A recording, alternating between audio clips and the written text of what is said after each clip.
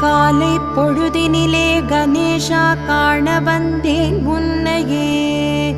கவலைகள் தீர்த்திடுவாய் கரம் கூப்பி வணங்கிடுவேன். ஆனந்தம் அளிக்கவோ ஆனை முகம் கொண்டனையோ, முறையீடு கேட்பதற்கோ முறக்காது கொண்டனையோ.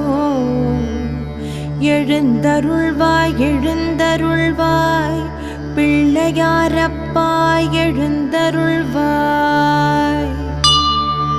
ஐங்கரம் உள்ளவனே சங்கரன் புதல்வனே, பாசம் உள்ளவனே பார்வதி புத்திரனே.